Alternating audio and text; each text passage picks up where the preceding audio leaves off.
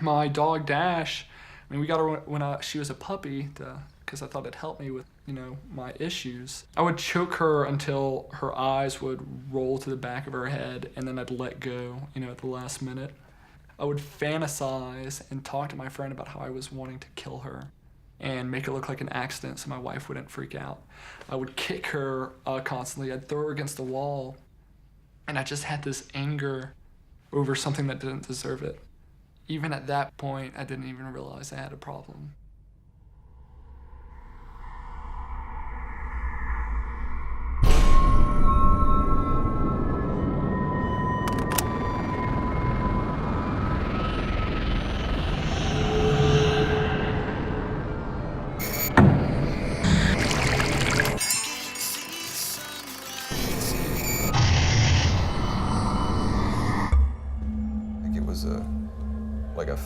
Like a weirdly edited film. Once I really start to get into the experience is really when I start to dive into the darkness.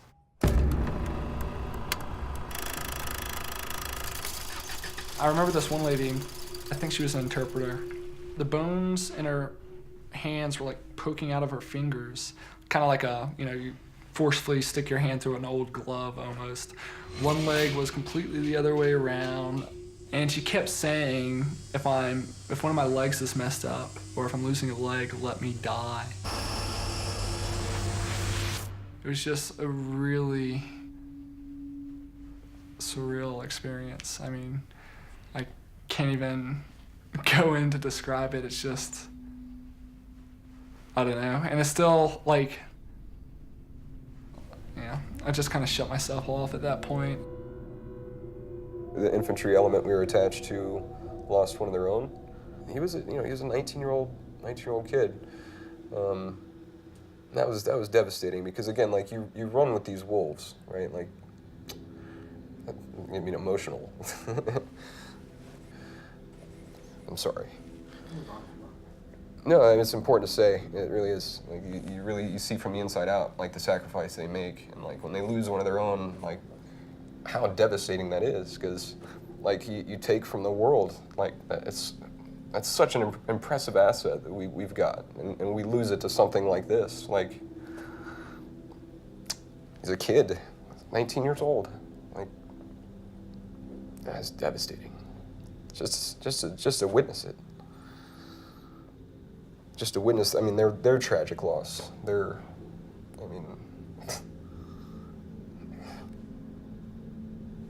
Sorry again.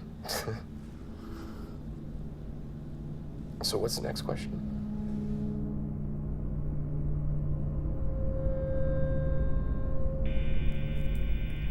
The Greeks called what they became in war, they would call it the daemon. And the daemon was what they summoned so they could survive this thing that's it's inhumane. Well, that comes back with you. James was always just such an outgoing person. Once PTSD kind of sets in, like, you don't even know who you're married to anymore.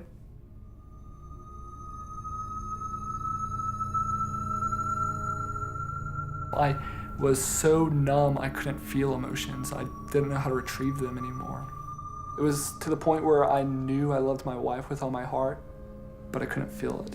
I was afraid because I was pregnant a year ago. I was like, is my husband even going to be able to connect with his baby?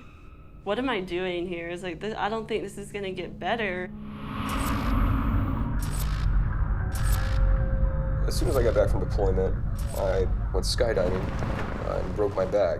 I had to kind of relearn to walk. I had to relearn how to redevelop myself almost entirely. And I felt I was just getting depressed because that's what happens when you break your back. Or maybe a byproduct of the pain medication or something. But it wasn't until about a year and a half later that after the insomnia had stacked up on top of itself, I had some rage outbursts. My poor mom had to be the brunt of this whole thing. I mean, she understood kind of what was kind of happening. I didn't.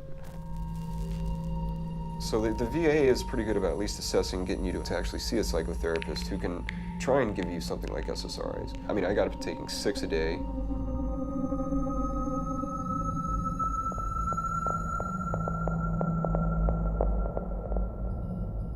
So after that, I was put in this thing called alpha stimulation, so they attach these electrodes to your earlobes and they shoot this electrical impulse through your brain. And I tried the exposure therapy. It was a TV showing you kind of pictures and glimpses of sort of combat footage. So once that failed, they put me in this group therapy program. It helped while I was doing it, but immediately once I left, it was just almost an immediate relapse.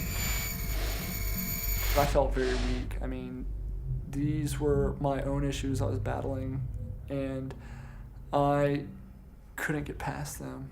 And I was just angry that I was not making myself better. I was angry because I know the doctor down the street's not going to do anything. I know these meds aren't going to do anything.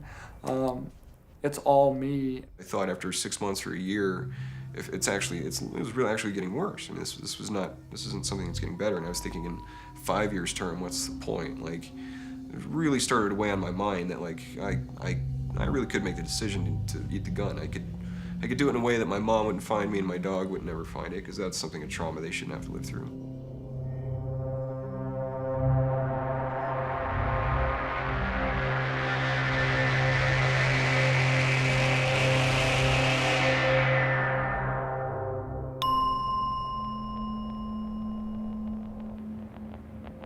So I learned about MAPS through watching the Joe Rogan podcast. There's a Rick Doblin episode. Rick Doblin founded MAPS. I went on the MAPS website and I just started looking at all these different research studies going on across the country. Then I saw Boulder, Colorado. Holy crap, that's where I was wanting to go to college. That's where I want to move when I get out. And I was one of the first to qualify, if not the first to qualify for the Boulder study, because I had sought treatment elsewhere and it didn't work. The VA didn't work. And that was really one of the prerequisite criteria for getting in the study. My family was not at all supportive.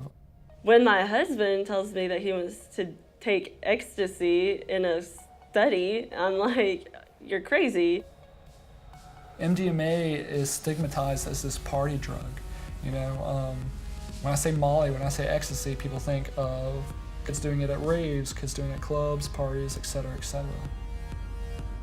MDMA is the active ingredient in what's commonly known as ecstasy. What people are getting on the streets, what people are doing in raves, may or may not have MDMA in it. Oftentimes it doesn't. What we're using in MDMA-assisted psychotherapy research is pure MDMA made by a chemist in a lab. I was extremely skeptical. I mean, it's kind of laughable to think that this thing would have anything that could do much more than anything than like the 8 other people, professional therapists, may have tried before me. People with PTSD have nervous systems that are totally shot. So anything can set them off, anything can trigger them because they're so activated all the time.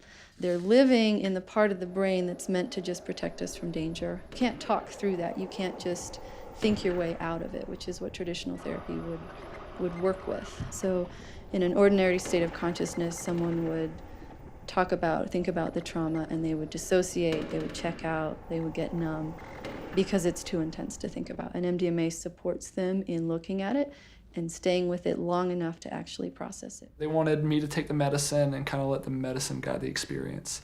And I'd take it, lay down, and as soon as it started to kick in, I kind of just start verbalizing my thoughts and start kind of wading through the waters of my subconscious and my PTSD.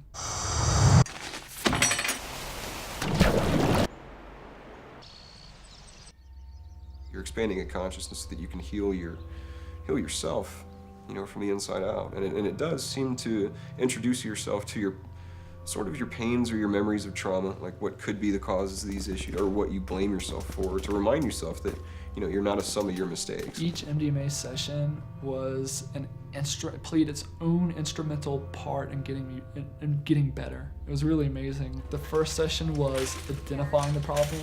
And then my kind of question leading into the second session was, you know, if I identify that problem, okay, cool, what now? It was kind of talking about what now, like what do I do after I identify these problems? And the third session was feeling that emotion and bringing that love outwards towards my family and friends and to the world and to the environment. Yeah, when it did work, that astonished me. Like when I noticed that my insomnia was gone, I didn't wake up in the middle of the night sweating, I mean, ever. Like I didn't Like I didn't have outbursts at all. No, there were no rage tendencies. It was a different kind of understanding on life almost. But with the MDMA, with that armor, and with that just, it felt like love coming out of every single cell of my body. I was curious and I was wanting to make myself better. And with that armor on me, I could do any of that stuff. I could climb that wall and get over and access my heart and see what that wall was made of, you know? And yeah, it was really amazing. Hearing what he was talking about and then how he was trying to fix that in his life, like I was able to see him starting to kind of open up and be more able to communicate. And I think at that point, that's when I kind of let go of it, of all my bad stereotypes about it. We get prescribed SSRIs, different medications and different treatments. It's a recurring process. So you gotta take these pills daily, or you gotta go to these appointments every week, every month, what have you. But the interesting thing about these MDMA sessions is it's only 3 sessions, give or take, and that's it. From beginning to end of his time in this study, we saw a 75% drop in PTSD symptoms, which is just incredible. And how many months? 6 months later, we're not seeing him creep back. It wasn't born out of misery and suffering, and a survival mechanism that was a necessary one. And at least negotiating at least that much, I'm able to move on with my life. So during the MDMA sessions, I realized that to get better, to help myself, I don't need to like fireworks. I don't need to watch these war movies. I expect so much to be James before deployment that I can just be James after deployment.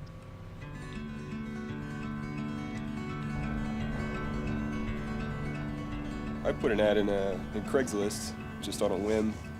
We happened to meet up for a coffee and happen to be in the same experimental program, basically, right? Yeah, both in the Army, and we both deployed to the same area of Afghanistan. Because, it's really hard to digest these kind of experiences, so when you have someone to talk to that's like-minded, that has the same kind of experiences you do, and that can empathize with you, it helps mold and shape those experiences to where, you don't go too far out there, you don't overlook something that could be very insightful.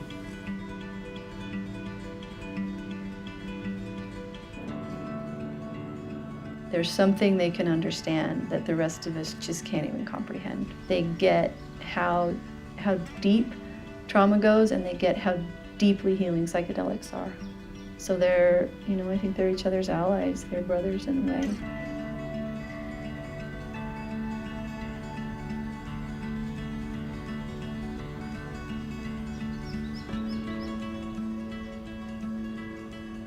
So a few months ago, Mark's mom passed away, and he was there.